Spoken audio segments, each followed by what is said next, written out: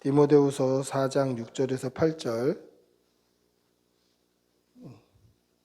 성경은 바로 되어 있습니다. 같이 읽어보겠습니다. 우리 한 목소리로 천천히 함께 읽습니다. 전제와 같이 내가 벌써 부어지고 나의 떠날 시각이 가까웠도다. 나는 선한 싸움을 싸우고 나의 달려갈 길을 마치고 믿음을 지켰으니 이제 후로는 나를 위하여 의의 면류관이 예비되었으므로 주 곧 의로우신 재판장이 그날에 내게 주실 것이며 내게만 아니라 주의 나타나심을 사모하는 모든 자에게도니라. 아멘. 할렐루야. 어떤 스승이 제자들과 함께 있을 때에 제자들이 이제 바구니에다가 들어있는 이쁜 꽃들을 꺾어서 꽂고 있었습니다. 그때 스승님이 그렇게 물어봅니다. 꽃이 가득 담겨있는 꽃바구니를 보고 그게 무슨 바구니냐 이렇게 물어보시는 거예요. 제자들은 당연히 꽃바구니인데 스승님이 무슨 바구니냐고 물어보니 당연한 걸 왜 물어보실까 하는 의아한 마음으로 꽃바구니입니다. 그렇게 대답했습니다. 근데 갑자기 이 스승님이 그 안에 있는 꽃들을 전부 드러내는 거예요. 그리고 거기에 생선을 집어넣는 거예요. 그러면서 다시 물어봅니다. 이제 이게 무슨 바구니냐? 그랬더니 제자들이 생선 바구니입니다. 그렇게 얘기하는 거예요. 그때 스승님이 뭐라고 제자들에게 가르쳤냐면 맞다. 똑같은 바구니지만 그 안에 뭐가 담겼느냐에 따라서 향기도 다르고 이름도 달라진다. 꽃이 담겨 있으면 꽃향기가 나고 꽃바구니가 되는 것이고 생선이 담겨 있고 쓰레기가 담겨 있으면 악취가 나는 생선 바구니 또는 쓰레기통이 되는 것이다. 그렇게 가르침을 준 거예요.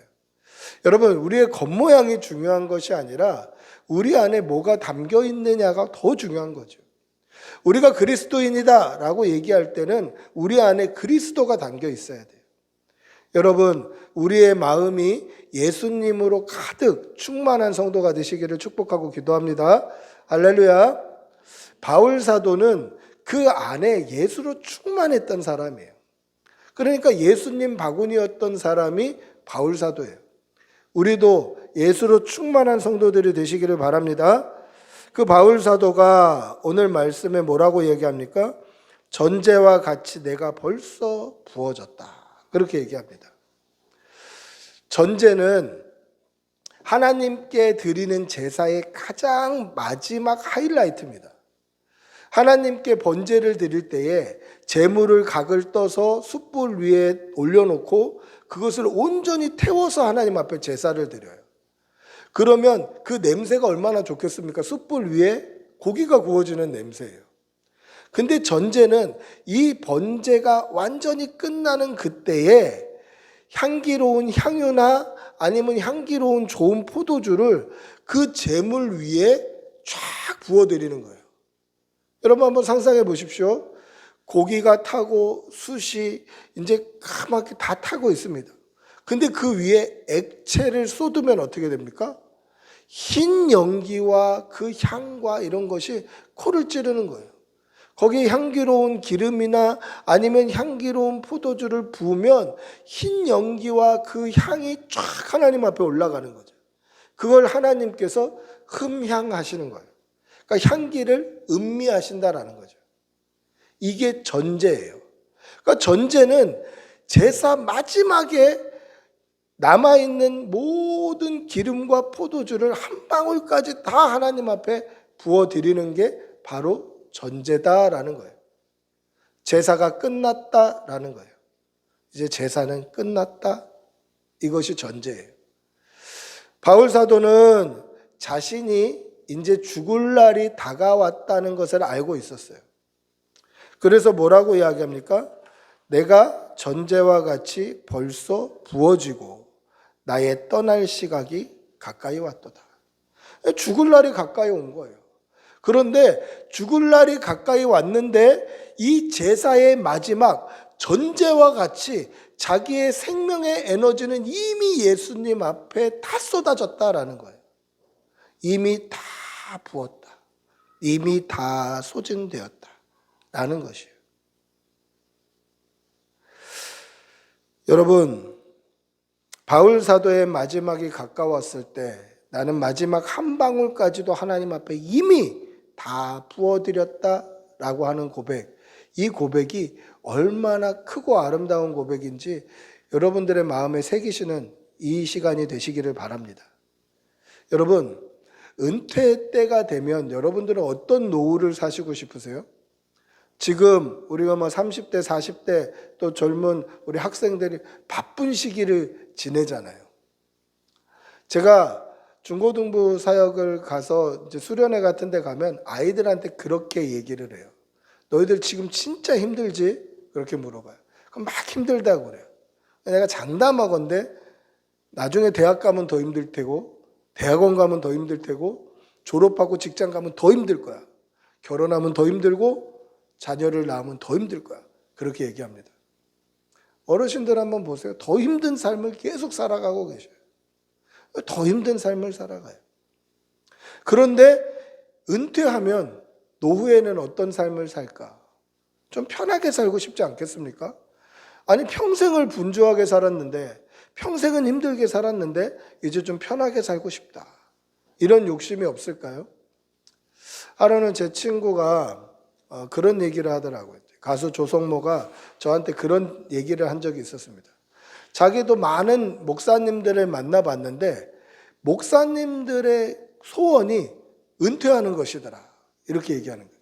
자기가 만나본 모든 목사님들이 은퇴를 꿈꾸고 있다는 거예요. 저한테도 물어봤어요. 저도 100번 이해한다고 그랬어요. 저도 100번 이해한다고 그랬어요.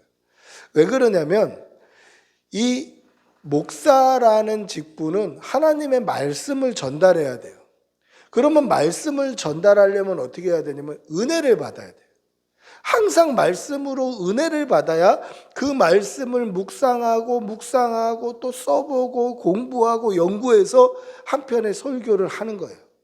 그런데 이 설교가 과연 하나님의 뜻과 동일한지를 또 계속 점검해 봐야 돼요. 내가 하나님의 말씀 읽어놓고 내 욕심이나 내 말 하면 안 되니까 하나님의 말씀과 하나님과 뜻과 일치하는지 계속 돌아봐야 돼요. 그러니까 항상 부담감과 긴장감이 팽팽한 삶을 살아요. 늘 긴장되고 늘 부담이 돼요. 그래서 왜 은퇴를 꿈꾸냐면 이 긴장감에서 해소되고 싶은 마음이 있는 것 같아요.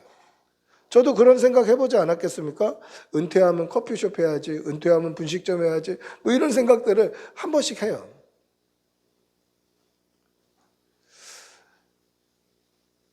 이 사역은 사명이 없이는 불가능하다는 거죠. 바울 사도도 그렇지 않았을까? 평생을 결혼도 안 하고 복음 사역에 생명을 걸고 살았던 사람이에요. 그러면 이제 내가 떠날 날이 가까이 왔다.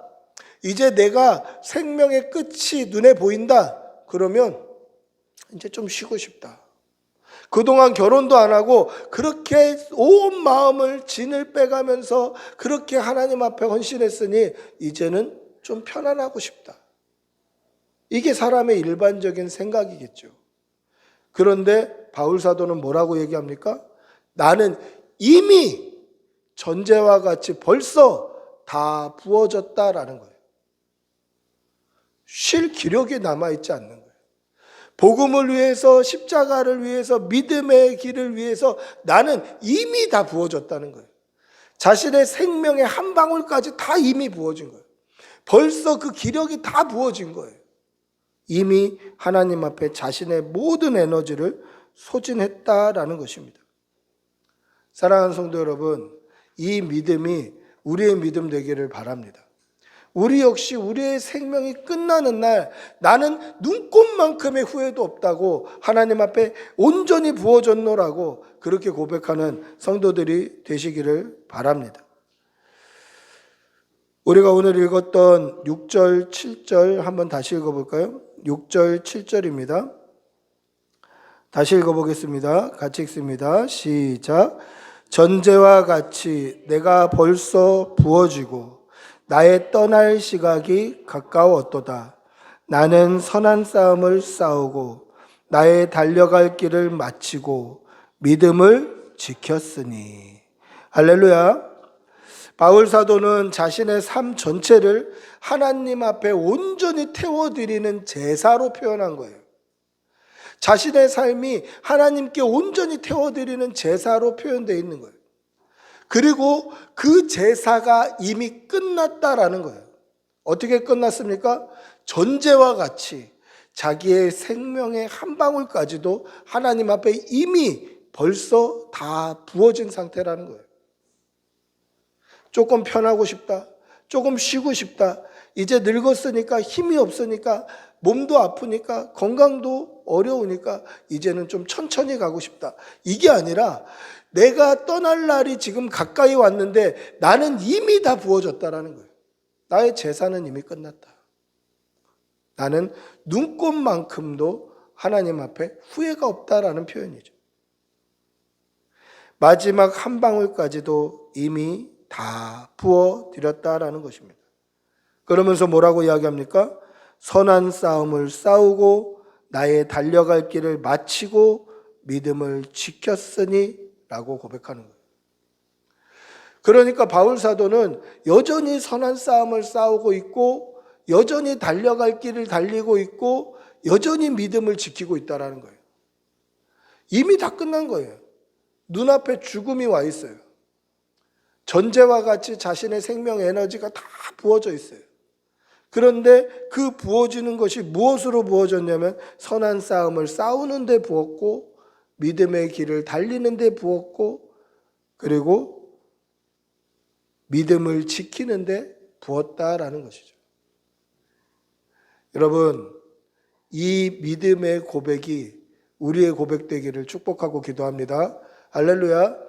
이 세 가지는요, 바울 사도의 삶을 요약한 거예요. 바울 사도의 삶은 딱 세 가지로 요약이 되는데 선한 싸움을 싸우는 삶이었고 믿음을 지키는 삶이었고 달려갈 길을 마치는 삶이었다라는 거죠. 그거 외에 다른 것이 없어요. 다른 것이 없어요. 여러분, 이러한 삶이 우리가 도전받는 삶, 우리도 그렇게 살기를 다짐하는 또는 용기를 가지는 그런 삶이 되시기를 축복하고 기도합니다. 나의 생명, 나의 마지막 한 방울의 기력까지도 우리도 바울처럼 하나님 앞에 온전히 부어드리는 그러한 성도들이 되시기를 바랍니다. 그리고 그렇게 믿음으로 살기를 결단하는 성도들이 되시기를 축복하고 기도합니다. 우리 7절 한번 다시 읽어보겠습니다. 7절 다시 읽어봅니다. 나는 선한 싸움을 싸우고 달려갈 길을 마치고 믿음을 지켰으니. 바울 사도는 평생 복음을 위해서 선한 싸움을 싸웠고 그리고 어디에 있든지 복음을 전하기 위해서 달려갔고 그리고 많은 핍박과 박해 가운데서도 끝까지 믿음을 지켰다라는 것입니다. 이 고백이 우리 고백 되기를 바랍니다. 우리도 바울 사도처럼 믿음으로 선한 싸움을 싸워야 됩니다. 여러분, 웬만하면 싸움은 피해야 되죠. 그런데 성도가 이 땅을 살아간다면요, 영적인 전쟁은 피할 수 없어요. 영적인 전쟁이 일어나면 우리 믿음이 바르게 가고 있다는 증거예요. 내가 믿음 안에서 바르게 서 있다라는 증거를 어떻게 알 수 있냐면 나에게 시험이 찾아오고 영적인 전쟁이 찾아오고 사탄의 그 꼬임이 찾아오면 야, 내 믿음이 바로 가고 있구나. 우리 교회가 바로 가고 있구나. 우리 가정이 바로 가고 있구나. 그렇게 생각해야 돼요. 정말 기도하고 다짐하고 오늘도 믿음으로 살기를 그렇게 결심하고 딱 나갔는데 회사에 가자마자 나를 시험에 들게 한다? 아, 내 믿음이 바로 가고 있구나. 내 믿음이 하나님 보시기에 아름답구나. 그래서 사탄이 괴롭히는구나. 우리는 그런 고백을 할 수 있어야 돼. 시험이 찾아올 수밖에 없어요. 선한 싸움을 싸울 수밖에 없어요. 그러면 어떻게 해야 됩니까? 이 싸움을 피해야 되나요? 피하는 게 상책이니까 뭐 똥이 더러워서 피하지 무서워서 피하냐? 이렇게 자기 승리해야 됩니까? 그렇지 않아요. 이 싸움을 어떻게 싸워야 되냐면 싸울 수 있는 무기를 들고 싸워야 되는 거예요. 그 무기가 뭡니까? 하나님의 말씀이에요. 말씀 붙잡고 믿음으로 사는 것이 그 싸움을 이기는 거예요. 누군가 나에게 공격할 때, 사단이 공격할 때 다른 거 다 필요 없어요. 내 힘과 내 의지와 내 용기, 그게 아니라 말씀만 딱 붙들고 있으면 그 말씀이 이기게 하심을 믿으시기 바랍니다. 시험이 찾아올 때 말씀이 깨닫게 하시고 말씀이 은혜 주시고 말씀이 또 일으켜 세우신다라는 거예요. 그게 우리의 힘이 됨을 믿으시는 성도들이 되시기를 바랍니다. 할렐루야. 우리도 바울 사도처럼 믿음의 길을 달려야 됩니다. 여러분, 믿음의 길을 달릴 때 제일 중요한 게 뭘까요? 그건 속도가 아니라 방향이에요. 제가 말씀을 준비하면서 예전에 문득 기억났던 그런 뉴스를 한번 검색을 해봤는데요.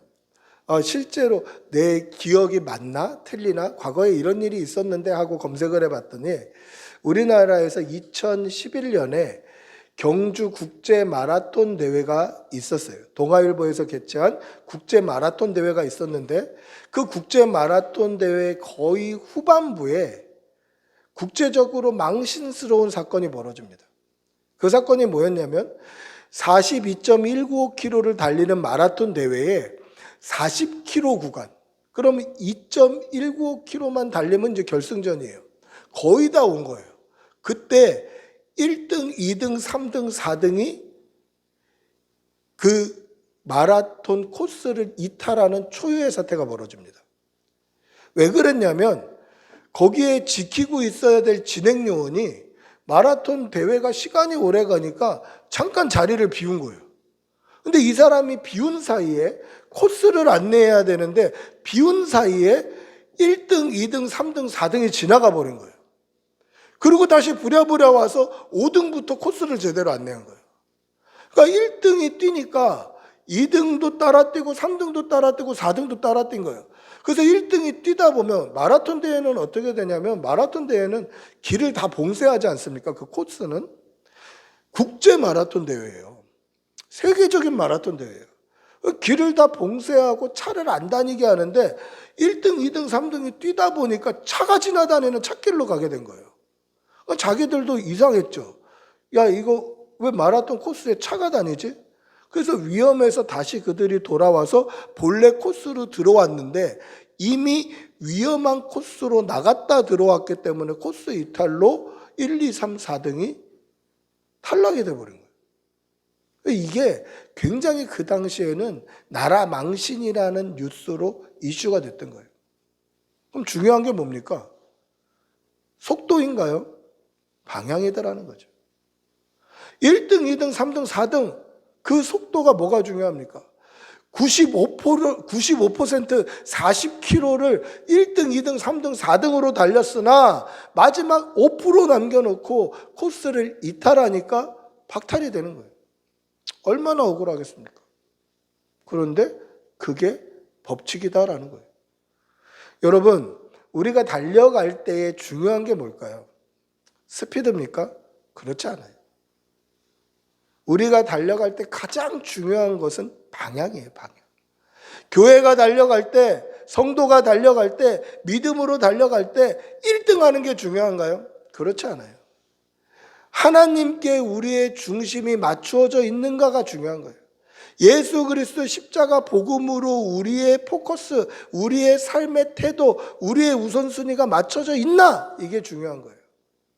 중요한 것은 핸들이 예수님의 십자가로 고정이 되어 있나? 우리의 내비게이션이 예수님의 십자가로 고정이 되어 있나? 이게 중요하더라는 거예요. 여러분, 우리의 삶을 돌아보시기를 바랍니다. 세상은, 회사는, 사업체는 우리가 있는 무슨 학교나 삶의 모든 부분에는 다 스피드나 성과를 중요하게 생각해요. 빨리 해야 된다. 속도를 내야 된다. 그런 걸 중요하게 생각해요. 그러나 교회는 속도보다 우리의 중심이 하나님께 맞춰져 있는, 우리의 삶에 그 집중해야 될 부분이 우리의 비전이, 우리의 꿈이, 우리의 뜻이 하나님과 일치하는가? 그것이 더 중요하다라는 것입니다.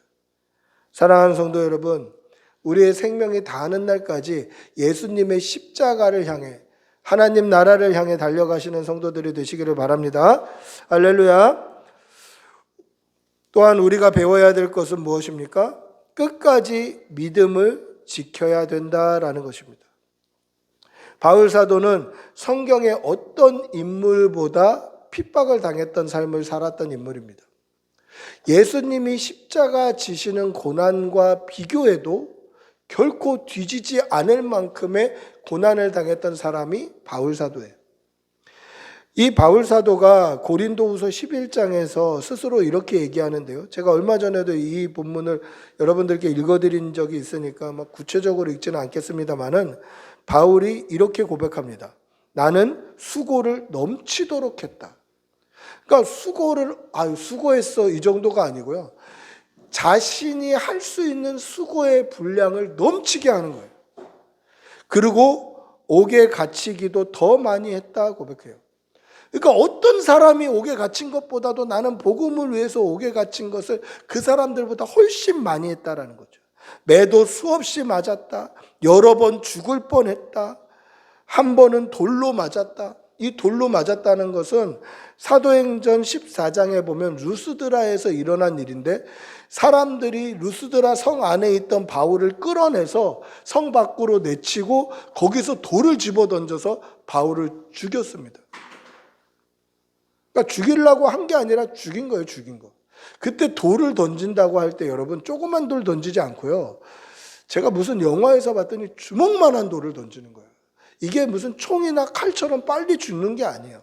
돌에 맞으면서 막 얼굴이 터지고 입술이 터지고 눈이 터지고 하면서 죽어가는 거예요, 죽어가는 거예요. 그래서 사람들이 돌을 집어던져서 바울이 죽은 것을 보고 죽었는 줄 알고 성 안으로 다시 들어가는 거예요. 죽인 거예요, 죽인 거. 그때 바울은 다시 몇 시간 있다가 형제들이 보고 있으니까 다시 일어난 거예요. 깬 거예요, 깬 거예요. 진짜 죽다 살아난 거예요. 그 바울이 다시 성으로 들어가서 형제들에게 작별 인사하고 그 성을 떠나요. 뿐만 아니라 동족의 위험, 강도의 위험, 강의 위험, 배를 타고 가다가 한 번이라도 침몰하는 일을 겪는 게 참 쉬운 일이 아닌데 3번이나 파손을 해요. 배가 부서지는 일을 3번이나 겪은 거예요. 한 번은 일주일 밤낮을 먹지도 못하고 풍랑 가운데 있었던 적도 있었다라는 거예요. 바울만큼 핍박과 어려움을 당한 사람이 없더라라는 것이죠. 이 말도 못할 핍박을 당하면서도 믿음을 지켰다라는 거예요. 예수 믿는 믿음 때문에, 복음 때문에, 십자가 때문에 이 모든 어려움과 핍박을 당했다라는 거예요. 저는 오늘 바울 사도가 고백했던 믿음을 지켰으니 이 표현을 보면서 나는 믿음을 지킬 수 있을까? 라는 생각이 드는 거죠. 요즘 우리가 사는 시대에도 이런 핍박이 있다면, 예수 믿는 것 때문에 돌로 침을 당한다면, 예수 믿는 것 때문에 맞는다면, 죽음의 위기를 겪는다면 과연 우리는 믿음을 지킬 수 있을까?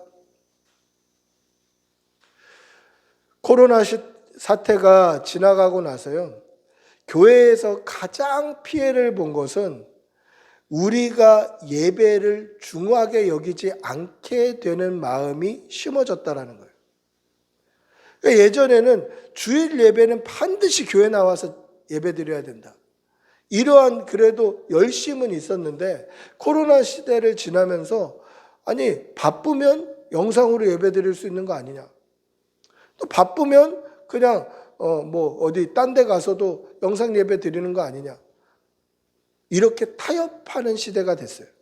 그럼 그 정도의 신앙 가지고, 그 정도의 열심 가지고, 그 정도의 믿음의 열정을 가지고 과연 믿음을 지킬 수 있는가? 의문이다라는 거죠. 오늘날 한국교회가 믿음을 지킬 수 있을까? 오늘날 우리 자녀들이 믿음을 지킬 수 있을까? 내가 믿음 지킬 수 있을까? 장담할 수 없는 시대를 살고 있다는 거예요. 오히려 더 핍박하고 궁핍하고 어렵고 힘든 시대 가운데 있었다면 그래도 믿음 붙들고 말씀 붙들고 더 간절했을지도 모르지만 너무 편한 시대를 살고 있는 거예요. 교회 가지 않아도 돼요.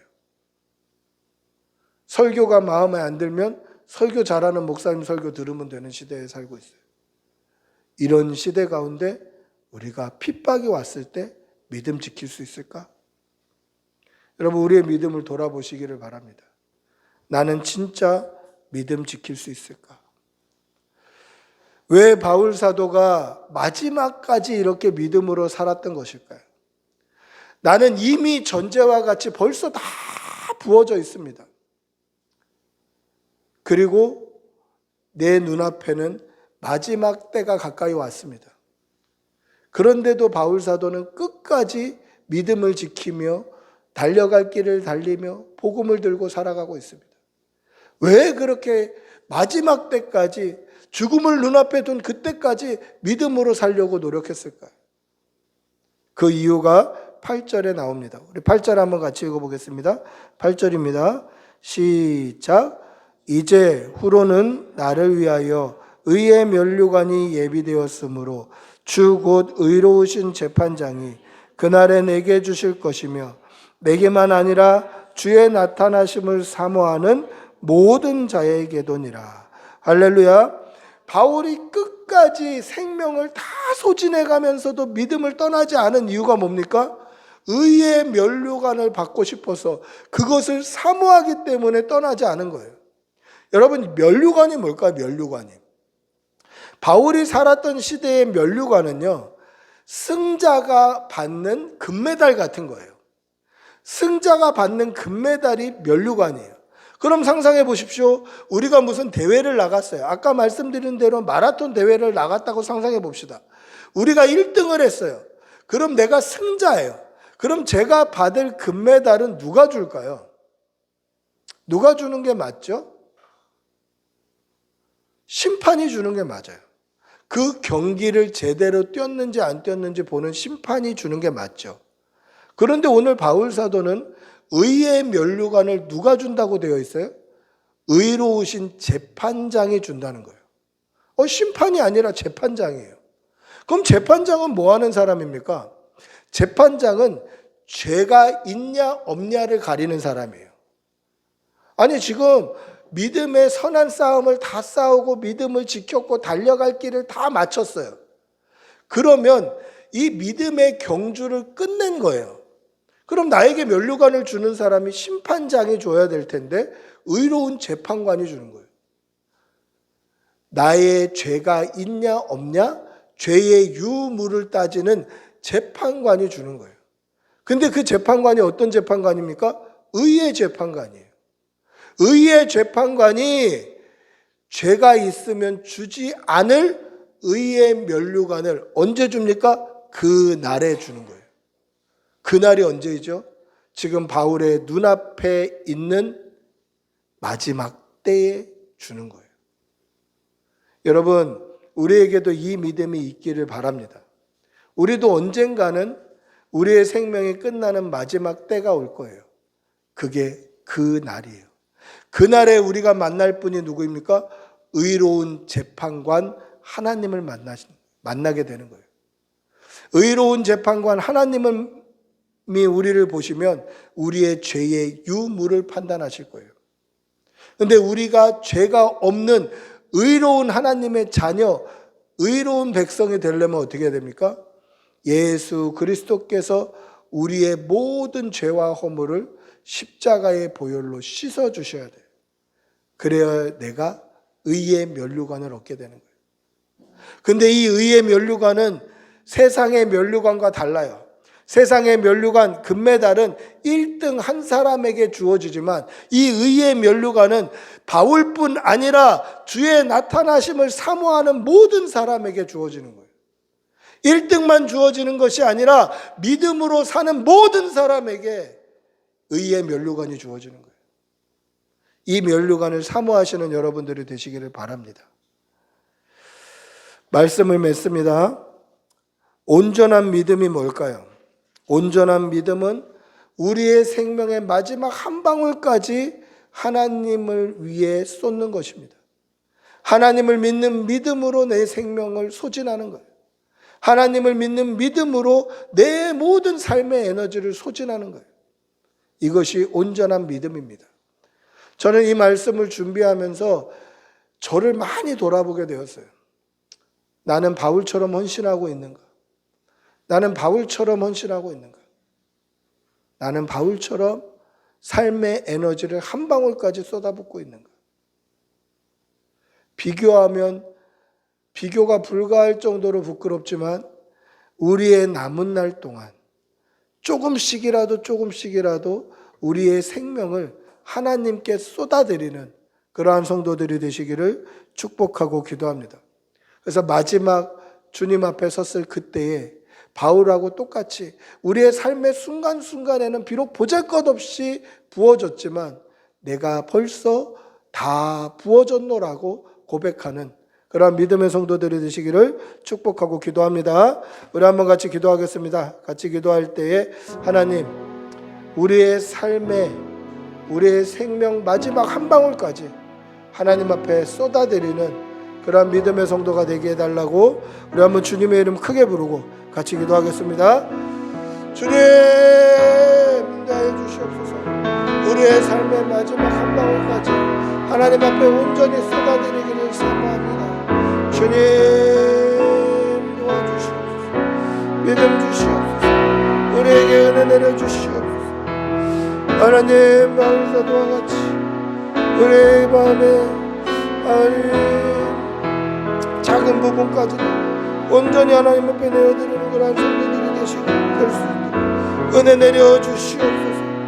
내 삶의 마지막 한 방울까지, 내 삶의 마지막 기력 하나까지도 온전히 믿음으로 살아내는 귀한 성도들 다 되게 도와주시옵소서. 주님 도와주시옵소서. 주님